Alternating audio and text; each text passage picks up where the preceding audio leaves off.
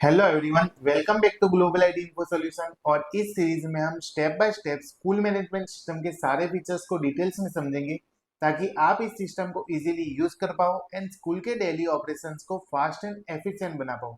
सो चलिए स्टार्ट करते हैं। सो आज की इस वीडियो में हम बात करने वाले हैं लाइब्रेरी के बारे में। आप इस सिस्टम के थ्रू पूरी लाइब्रेरी को यहाँ से मैनेज कर सकते हो। सबसे पहले आपको यूजर नेम एंड पासवर्ड के थ्रू सिस्टम के अंदर लॉगिन कर लेना है। जैसे ही लॉगिन करोगे तो आपको कुछ इस तरह का डैशबोर्ड देखने को मिल जाएगा। वहां पे आपको टॉप बार के अंदर जो टॉप मेनूज यहाँ पे 5 अवेलेबल है उसके अंदर आपको फिफ्थ ऑप्शन देखने को मिल जाएगा लाइब्रेरी का। वहां से आप पूरी लाइब्रेरी को मैनेज कर सकते हो। वन बाय वन हम हर एक स्टेप को समझते हैं कि किससे क्या होता है। फर्स्ट ऑफ बुक्स के बारे में। तो बुक्स यहाँ पे क्या होती है, तो जैसे कि मैं यहाँ पे ऑलरेडी मेरे पास 6 बुक्स अवेलेबल है। एक नई एंट्री करते हैं नई बुक ऐड करने के लिए जो हमारी लाइब्रेरी के अंदर है। उसके लिए ऐड बुक पे क्लिक करेंगे। बुक का जो भी नंबर है वो यहाँ पे अपने एंटर कर लेते हैं, जैसे कि 345। बुक की नेम कौन सी है, जैसे कि सी, प्रोग्रामिंग इन सी है, सी। डेट ऑफ परचेज, कब परचेज की थी, बाय डिफॉल्ट करंट डेट की दिखा रही है एंट्री। अगर मेरे को चेंज करनी है तो मैं चेंज कर लेता हूँ। यहाँ पे प्राइस उसकी कितनी थी, जैसे कि 359 उसकी प्राइस थी। ऑथर नेम जैसे कि अपने लिख देते हैं मनीष भाई।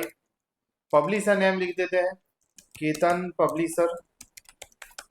डीलर नेम लिख देते हैं, डीलर नेम में मैं लिख देता हूँ युक्ता बेन।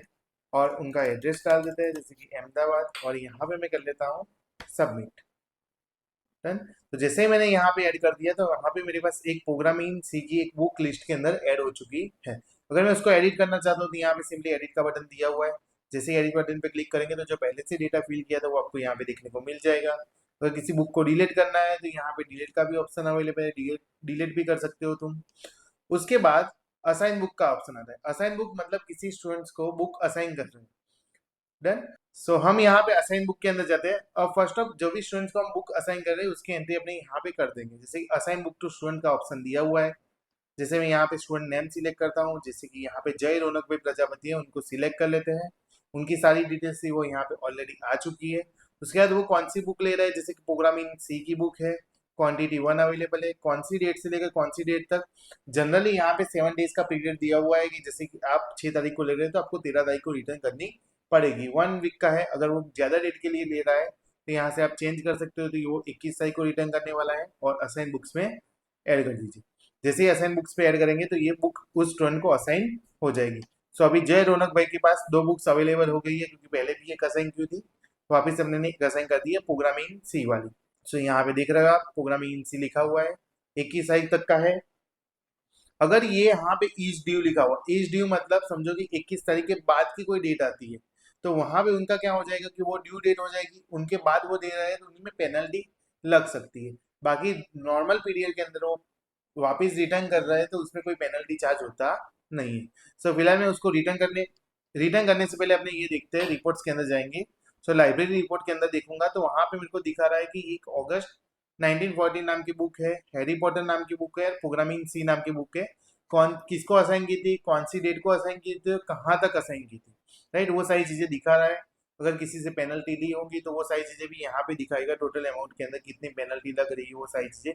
ऊपर फिल्टर का ऑप्शन भी दिया गया है, जिससे मैं फिल्टर बटन पे क्लिक करूंगा मेरे पास लिस्ट आउट हो जाएगा कि स्टूडेंट नेम से फिल्टर करना है, बुक नेम से फिल्टर करना है, फ्रॉम डेट से लेकर टू डेट के बीच में फिल्टर करना है, या पेनल्टी अमाउंट के थ्रू भी फिल्टर करना हो तो भी कर सकते हैं। तो फिलहाल अपने करते हैं जय के थ्रू, नेम के थ्रू, मतलब जय मैंने सर्च किया।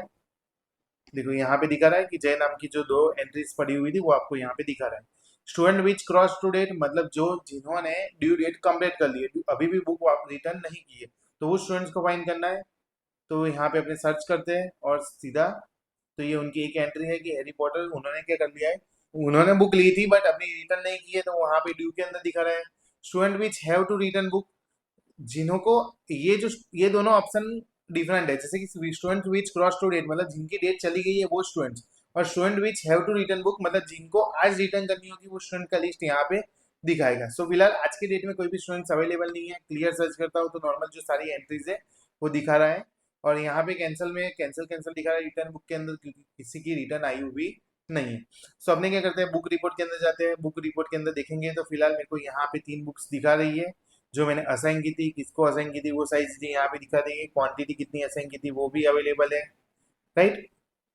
और यहाँ पे बुक वाइज भी नाम सर्च कर सकते हैं, जैसे कि सी लैंग्वेज सर्च करता हूँ, सी लिखूंगा तो सी के अकॉर्डिंग प्रोग्रामिंग इन सी दिखा रहा है। बाय स्टूडेंट नेम भी सर्च करना हो तो भी कर सकते हैं, जैसे कि स्वयं सर्च करते हैं और यहाँ पे सर्च करूंगा तो ये स्वयं नाम का जो भी एंट्री है वो मेरे को यहाँ पे दिखा रहा है। सो असाइन बुक्स पे चले जाते हैं वापिस, और मेरे को रिटर्न करवानी है तो यहाँ पे जो हैरी पॉटर नाम की जो बुक जो जय रौनक भाई प्रजापति को असाइन की थी वो रिटर्न करवा देते हैं। रिटर्न स्टेटस पे क्लिक करेंगे, जैसे कि यहाँ पे क्या है, डे पास 44 डेज यहाँ से क्या हो चुके हैं, कंप्लीट हो चुके हैं। उसके ऊपर भी जब रिटर्न करनी थी उसके बाद भी 44 डेज हो गए। अभी उनकी पेनल्टी लगानी है तो हम लगा सकते हैं, जैसे कि 500 रुपीज उनकी पर डे की पेनल्टी है, तो पर डे की पेनल्टी के अकॉर्डिंग उनका कितना टोटल हो रहा है, 22,000 रुपीज हो रहा है। बट ऐसे हमने 10 रुपीज कर देते हैं पर डे पेनल्टी, तो 440 रुपीज उनसे लेना निकल रहा है। पेनल्टी अमाउंट नहीं है, सीधा आपने क्या करेंगे, यहाँ पे उसको सबमिट कर देंगे। ये डैमेज बुक का है, अगर किसी वजह से डैमेज बुक हो गई है, उन्होंने फाड़ दी है या फिर गुम कर दी है, तो उसका यहाँ पे आ जाएगा पेनल्टी अमाउंट और क्या रीजन था वो। जस्ट अपने फिलहाल उसको सबमिट कर देते हैं और यहाँ पे क्या हो चुकी है, बुक रिटर्न हो चुकी है। सो देखो यहाँ पे ये इस ड्यू का आ गया है। सो यहाँ पे रिसिप्ट दिखा देगा कि उसकी जो भी पेमेंट की रिसिप्ट हो आई होगी 440 रुपीज की, वो दिखाएगा। रिटर्न स्टेटस डन हो चुका है, मतलब उन्होंने रिटर्न कर दिया है, कौन सी डेट को रिटर्न किया है वो भी यहाँ पे दिखा रहा है। अब असाइन बुक स्टूडेंट पे जाता हूँ तो वहां पे मेरे को वापस 3 बुक्स अवेलेबल हो चुकी है। जो बुक असाइन ऑलरेडी कर दी है वो वापस यहाँ पे दिखने वाली नहीं है, क्योंकि वो स्टूडेंट्स को ऑलरेडी असाइन है। सो यहाँ पे दिखेगा नहीं वो। अब बात करते हैं डैमेज बुक रिपोर्ट्स के बारे में। तो डैमेज बुक रिपोर्ट्स में क्या है, जो भी बुक डैमेज हुई होगी वो यहाँ पे दिखा रही है, कितनी पेनल्टी ली है, कौन सी डेट को डैमेज किया गया था और कौन सा रीजन था, राइट। वो सारी चीजें आपको यहाँ पे दिखने को मिल जाएगी। उसके बाद सबसे लास्ट में ऑप्शन दिया गया है ईयर वाइज बुक स्टॉक का। सो यहाँ पे 2024 टू 25 के अंदर 2 बुक परचेज की गई थी, उसमें से करंट बुक स्टॉक के अंदर एक अवेलेबल है एंड डैमेज कितनी है, 1 बुक अवेलेबल है। और यहाँ पे 2025 टू 26 के अंदर टोटल 5 बुक्स है, उसमें से करंट स्टॉक के अंदर कितनी अवेलेबल है, 2, मतलब 2 और 1, ये टोटल कितनी हुई, 3 बुक्स। सो आपने असाइन बुक्स के अंदर जाएंगे, वहां पे असाइन बुक टू स्टूडेंट का ऑप्शन दिया है, तो वहां पे आप देख सकते हो कि 3 बुक्स अपने पास स्टॉक के अंदर अवेलेबल है। जो 2 बुक्स अवेलेबल नहीं है, मतलब वो अभी स्टूडेंट्स को असाइन की हुई है, उसकी वजह से वो यहाँ पे दिखा रहा नहीं है। जब वो अपने पास रिटर्न आ जाएगी तब वो स्टॉक के अंदर ऐड हो जाएगी। सो आपने देखा किस तरह से हम लाइब्रेरी का जो डेटा है वो इजीली मैनेज कर सकते हैं। भी बुक ऐड करना हो गया, स्टूडेंट्स को असाइन किया हुआ है, उनकी पेनल्टी, लेट फीस की, ड्यू फीस की, और उसके बाद डैमेज करते हैं तो उसका भी रीजन, कौन सी डेट को डैमेज किया था, डैमेज का जो भी रिपोर्ट है वो सारी चीजें, वो सभी चीजें अपने यहाँ पे लाइब्रेरी के अंदर जो भी होता है वो सब मैनेज कर सकते हैं। सो आज के वीडियो में हमने देखा किस तरह से हम लाइब्रेरी को मैनेज कर सकते हैं एकदम इजी वे में। सो नेक्स्ट वीडियो में हम स्कूल मैनेजमेंट सिस्टम के और भी फीचर्स के बारे में जानेंगे। तो मिलते हैं नेक्स्ट वीडियो में। Thank you.